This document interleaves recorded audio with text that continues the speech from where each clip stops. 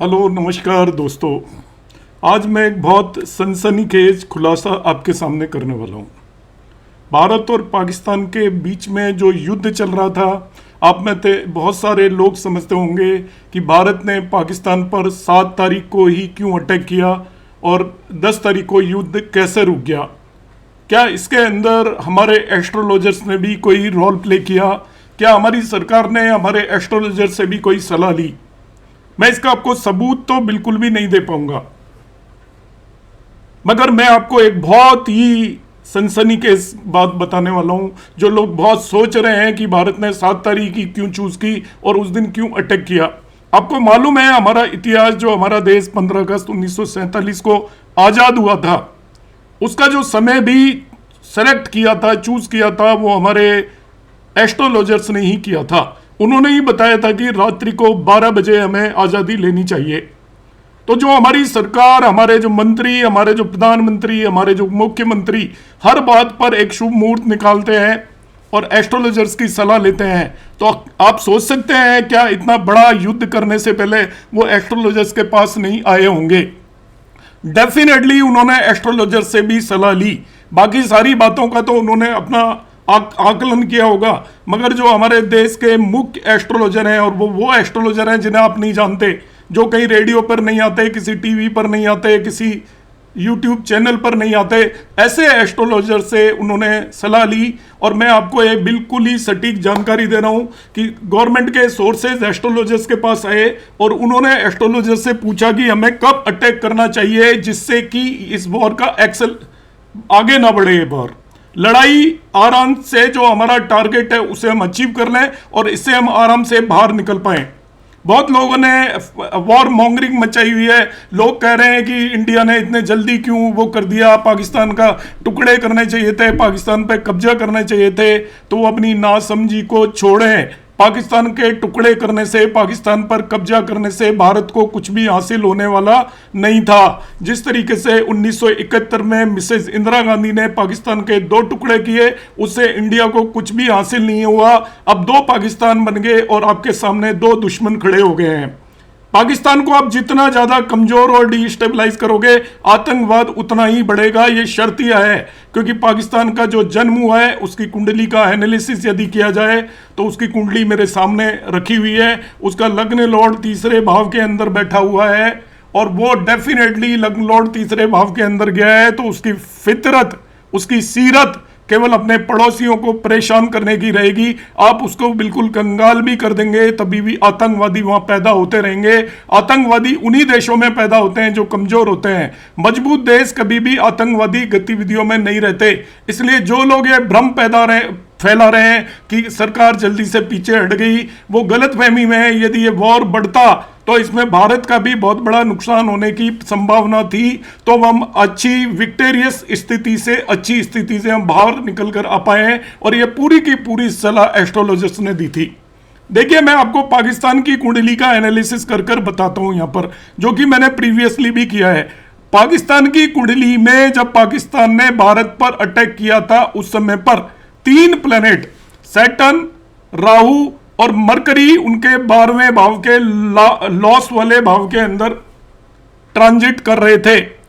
अब 7 ही तारीख भारत देश ने क्यों चुनी और 10 तारीख को कैसे युद्ध खत्म हुआ, उसके बारे में मैं बताऊंगा। जो एस्ट्रोलॉजर्स ने हमारी सरकार को सलाह दी और हम साफ बचकर निकल कर आ गए। सारी दुनिया के अंदर अपना डंका भी हमने पिटवा लिया और इसके बाद हम पाकिस्तान को घर के अंदर मारकर अच्छी तरीके से उसके न्यूक्लियर संस्थानों तक, न्यूक्लियर इंस्टॉलमेंट तक अटैक करके हम साफ बच निकले बगैर किसी हैवी लॉसेस के। केवल हमारे 5 फौजियों को शहादत देनी पड़ी, वो भी दुर्भाग्यपूर्ण है, मगर ये लड़ाई बढ़ती तो शहादत बहुत अधिक होती। तो देखिए, जैसे ही 7 तारीख को ये पता था, एस्ट्रोलॉजर्स ने बताया था कि मरकरी पाकिस्तान की लग्न पर ट्रांजिट करेगा। वो 12वें भाव से 1 साइन में जाने वाला है। 7 तारीख को आप देख लीजिएगा। 6 तारीख की रात को मरकरी जैसे ही यहां पर ट्रांजिट किया है, मरकरी ही क्यों, पहली बात वो लग्न पर ट्रांजिट किया और वो उसका 3rd और 6th लॉर्ड था। इसलिए मरकरी ने जैसे ही आपके उनकी लग्न पर ट्रांजिट किया, एस्ट्रोलॉजर्स ने उन्हें सलाह दी और उन्होंने वहां पर जाकर अटैक किया और वो बिल्कुल सक्सेसफुल रहा। इसका मैं आपको दूसरा कंसेप्ट बताता हूं।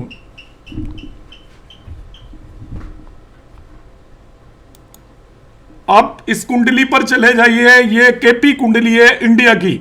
अब इंडिया की कुंडली का मैं आपको कंसेप्ट बताता हूं, क्यों इंडिया ने आपको 7 तारीख को अटैक किया और 10 तारीख को यह युद्ध थम जाने वाला था, जो कि एस्ट्रोलॉजर्स ने हमारी सरकार को बताया या उनके जो भी सूत्र थे उन्हें बताया।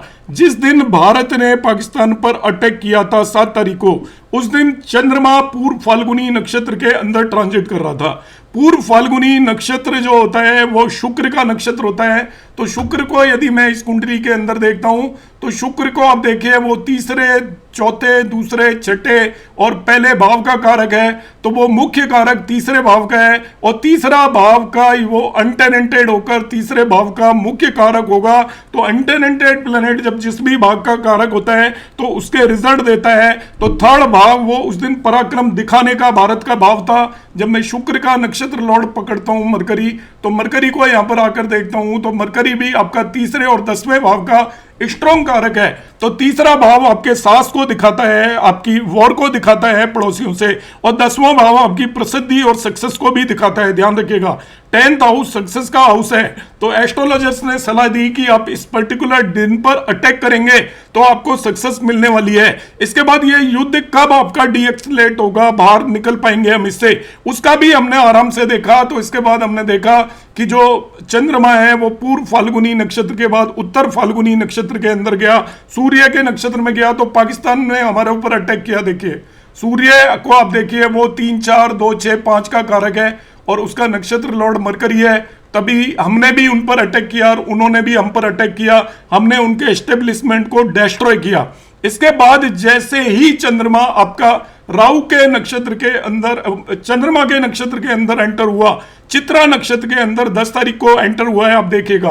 तो मार्स के नक्षत्र में एंटर हुआ तो मार्स आपका देखिए कारक हो गया 12, 2nd एंड 7th, और मार्स का नक्षत्र लॉर्ड राहु हो गया, वो भी कारक हो गया 4, 12 एंड 5। तो यहाँ पर आपका देखिए 12 हाउस आ गया है और 12 हाउस आते ही आपकी मल्टीनेशनल जो भी फोर्सेज हैं, इंटरनेशनल फोर्सेज हैं, वो आपके बीच बचाव में आ गई और उन्होंने एक तरीके से नेगोशिएशन किया, तो एंड ऑफ वॉर को इंडिकेट किया। और इसलिए on the basis of this astrologers ने बताया था कि आप यदि रात्रि को 6 तारीख को और 7 तारीख की रात्रि को यदि आप अटैक करेंगे तो आपको सक्सेस मिलेगी और ये आपका डीएक्सलेट हो जाएगा up to 10th of May. और आपने देखा कि 10 मई को ये हमारी पूरा युद्ध पूरी तरीके से शांत हो गया। और यदि ये इससे आगे चला जाता, मैंने पहले के वीडियो में भी बताया, ये 10 और 15 दिन और आगे बढ़ जाता तो मैं आपको शर्तिया बता रहा हूं, ये न्यूक्लियर थ्रेशोल्ड को क्रॉस कर चुका होता था। दोनों कंट्री एक दूसरे पर न्यूक्लियर अटैक कर सकते थे और ये युद्ध फिर आसानी से शांत होने वाला नहीं था। बहुत बड़ी जान माल की हानि होती, हानि किसी की भी हो, युद्ध में किसी का भी फायदा नहीं होता है। चाहे आप युद्ध जीत जाते, पाकिस्तान को पूरी तरीके से तबाह कर देते, तभी भी वहां के लोग आपके अगेंस्ट टेररिस्ट बनकर खड़े हो जाते और उससे आपको कोई भी शांति नहीं मिलने वाली थी। हम कई युद्ध चुके हैं, किसी भी युद्ध से शांति नहीं होने वाली है। आपको अपने देश के अंदर अपने लोगों को मजबूत करना पड़ेगा, आपका इंटरनल जो सिक्योरिटी है उसको इंप्रूव करना पड़ेगा। बगैर उसके आप पाकिस्तान में कितनी भी तबाही मचाते हैं। तो इस तरीके के जो विचार लोग रख रहे हैं कि हम यहां तक बढ़ जाते हैं, पाकिस्तान ऑक्यूपाइड कश्मीर को ले लेते हैं, वो अपनी सोच को बदले। पाकिस्तान ऑक्यूपाइड कश्मीर लेने से भी कुछ नहीं होने वाला है, क्योंकि भारत की समस्याओं की सबसे बड़ी जड़ भी आज भी कश्मीर है। और पाकिस्तान ऑक्यूपाइड कश्मीर यदि आ भी जाता है तो वो आपकी प्रॉब्लम्स को बढ़ाएगा, टेररिज्म को बढ़ाएगा, आपके यहां पर शांति नहीं आएगी, ये आप मानकर चलिए। और ये मैं कुंडली एनालिसिस के बेस पर बता रहा हूं। मैं आपको आगे चल के बताऊंगा क्यों इंडिया को पाकिस्तान ऑक्यूपाइड कश्मीर एस्ट्रोलॉजिकली नहीं लेना चाहिए। यदि हम उसको लेंगे तो हमारे देश के लिए घातक सिद्ध होने वाला है। नमस्कार, धन्यवाद।